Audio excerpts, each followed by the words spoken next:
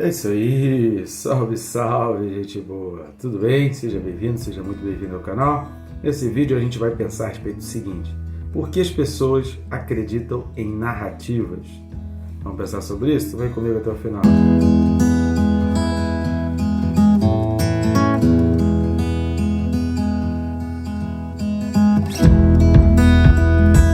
Antes, porém, né? Sempre aquele lembrete aí que deixa aí a sua inscrição, clica no sininho, marca a opção todas.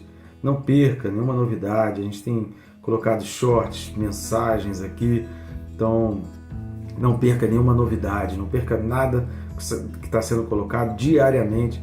Tem uma palavra aqui instrutiva, uma palavra de fé, de ânimo e de aprendizado da palavra para você crescer na graça e no conhecimento.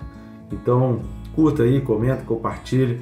Vamos fazer essa palavra chegar cada vez mais longe. Posso contar contigo? Texto desse vídeo, 2 Timóteo 4, versículos 4 e 5. 2 Timóteo 4, 4 e 5 diz assim: E se recusarão a dar ouvidos à verdade, entregando-se a fábulas. Tu, porém, sê sóbrio em todas as coisas, suporta as aflições, faze o trabalho de um evangelista, cumpre cabalmente o teu ministério. Glória a Deus, né, querido? Então aqui Paulo está fazendo uma exortação para Timóteo, para que ele não se afaste da fé e cumpra. Quando ele fala que cumpra cabalmente, significa com convicção, com persuasão, entendendo o seu propósito, entendendo que foi chamado para aquilo dali. Isso embora esteja no final desses dois versículos, aliás, desse trecho de 1 a 5, porque está tudo ligado, eu recomendo a você assista os vídeos na sequência, pelo menos do 1 ao 5. Se você puder assistir aí, tirar um dia para assistir os vídeos correspondente a toda essa segunda carta de Paulo a Timóteo, vai ser bom porque as coisas estão interligadas. Mas principalmente do 1 ao 5 para você entender que Paulo está fechando esse versículo 5 exatamente por causa disso. A gente precisa pregar a palavra, a gente precisa anunciar.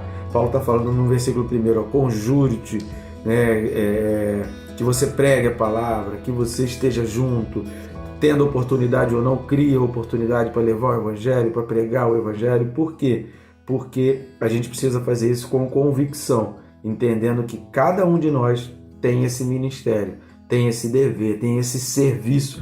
Quando está falando de cumprir cabalmente o teu ministério, está falando, olha, Deus te chamou para um serviço, Deus te chamou para uma obra. Será que você consegue entender que Deus te chamou para uma obra? Será que você consegue entender que você está nesse mundo não só para trabalhar e pagar boleto?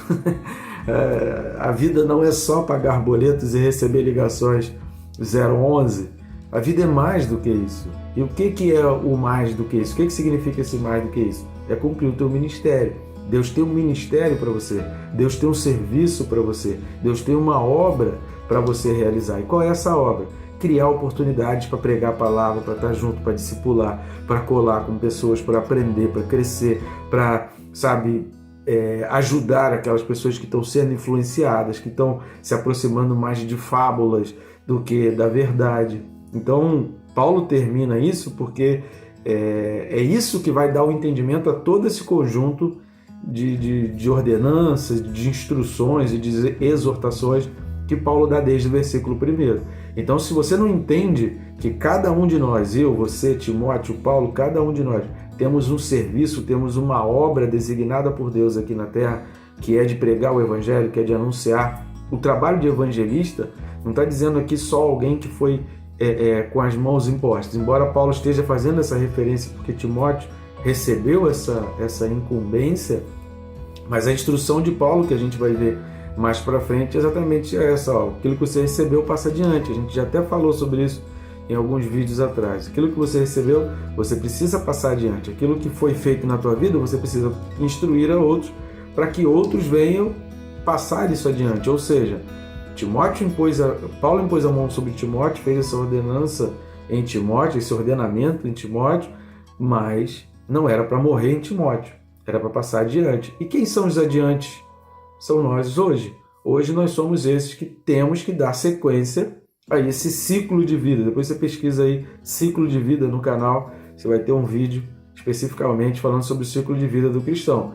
É cíclico. Você aprende, você recebe, você ministra, você passa adiante.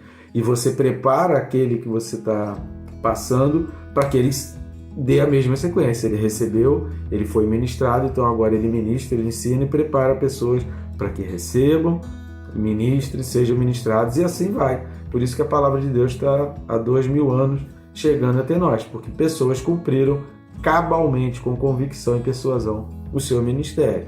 Entendendo isso, a gente vai entender que Paulo, no vídeo passado, a gente falou das pessoas que têm cobiças, e a palavra cobiça ali é a mesma palavra usada para luxúria, desejos.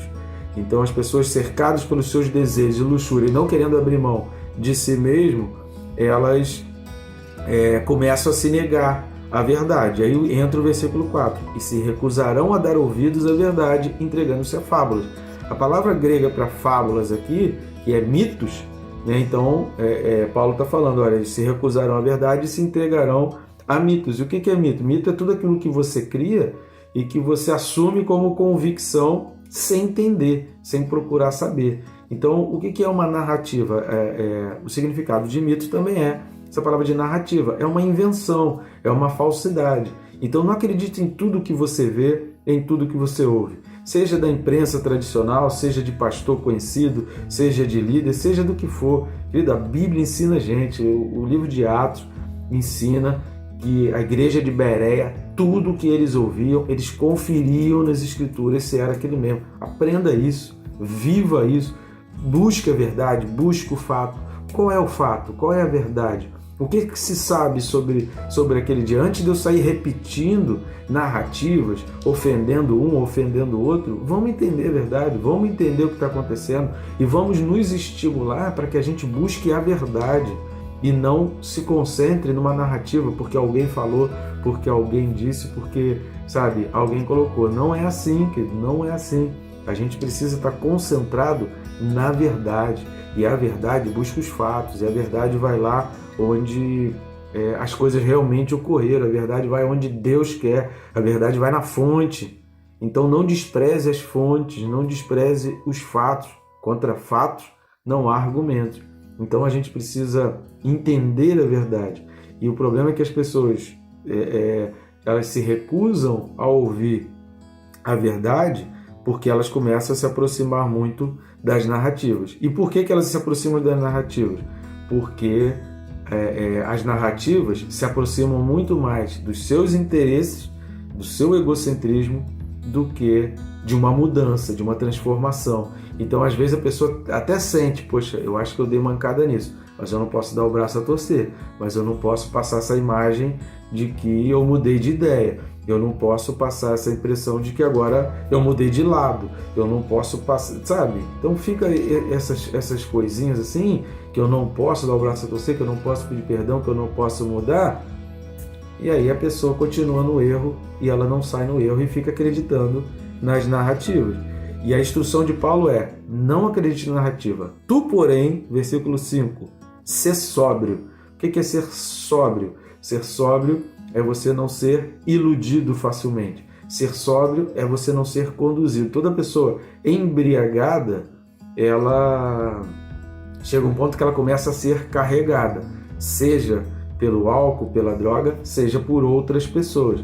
Ela já perde o controle de si mesmo, né? Tem alguns até em termos que se urinam e fazem outras coisas, elas começam a perder o controle de si mesmo e elas começam a ser conduzidas. Então, é uma porta que se abre para que a pessoa seja conduzida por outros espíritos, por outras situações, por outras pessoas. Então, quando Paulo está falando em ser sóbrio, é que você começa a pensar quem é que está te conduzindo, quem é que está te guiando. Não, eu tenho controle, peraí, deixa eu tentar entender, deixa eu buscar em Deus. Porque você só consegue fazer isso com sobriedade. A sobriedade faz você parar para pensar, a sobriedade faz você analisar, a sobriedade faz você, opa, peraí, vamos ver isso, vamos ver aquilo. O que diz as Escrituras? Qual é a verdade? O que o fato fala? Tá, para isso ser o que está sendo dito, precisa desses pré-requisitos. Vamos ver se tem esses pré-requisitos, para ver se isso que está sendo dito é verdade. Porque jogar a palavra ao vento, querido, Essa palavra mitos, narrativas, são isso, são historinhas, são contos de coisas jogadas ao vento, sem fundamento, sabe? Fábula, essa palavra mitos é muito usada no sentido de dar animação, sabe? A cadeira falou, o lápis conversou, o boi conversou com a galinha, sabe? Isso tudo são historinhas, são conjecturas, são imaginações, são invenções. Não é a realidade, não é o fato, sabe? Não condiz com a verdade. Então Paulo está orientando: não acredite em narrativas, tu porém, ou seja, você não pode entrar nesse jogo, você não pode entrar nesse meio. Ser sóbrio em todas as coisas, suporta as aflições. Por que Paulo está falando isso para Timóteo? Suporta as aflições. Porque muita gente, diante das dificuldades, diante do tormento, a pessoa deixa a sobriedade, a pessoa começa a ser conduzida. Tem muita gente que, por causa do medo, faz qualquer coisa, que aceita qualquer coisa do outro. O diabo sabe disso, e aí o que ele faz? Ele faz com que as pessoas fiquem cercadas e apavoradas e com medo, porque quando um grupo de pessoas coletivamente elas estão cercadas e apavoradas, e atemorizadas com determinadas coisas, elas começam a ser conduzidas mais facilmente.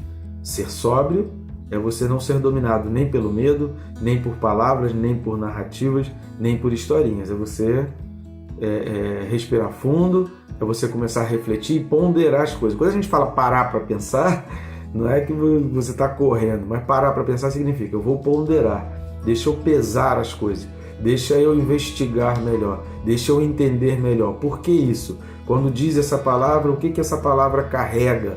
Né? O que está de pré-requisito para chegar a essa palavra, essa expressão? Isso, isso, isso.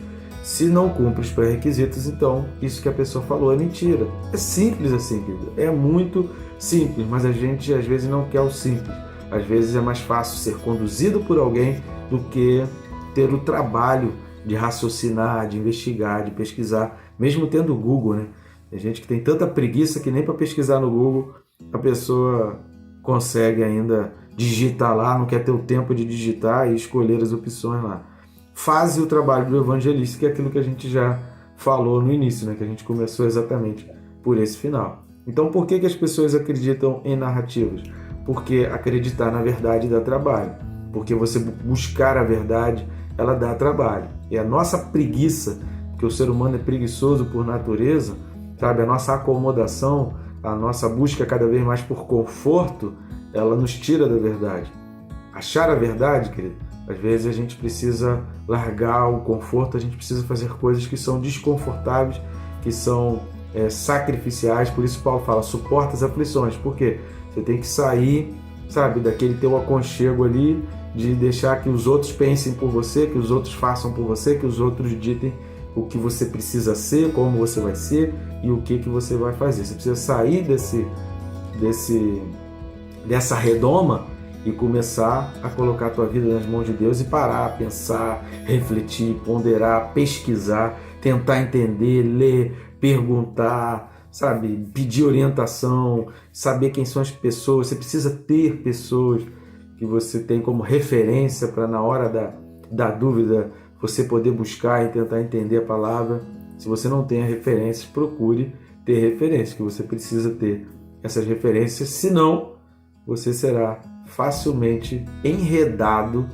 E aí, como, não sei se você já parou para observar a teia de aranha, o inseto, a aranha não se desespera para pegar inseto, ela monta ali a teia e o inseto simplesmente vai ficar preso. Quanto mais um inseto se bate, mais preso ele fica na teia. E a aranha, ela vai com muita calma e tranquilidade e vagareza e come o inseto, porque ele já está preso na teia. Assim são as narrativas, as invenções e as mentiras. O diabo não tem o trabalho de ficar correndo atrás de você.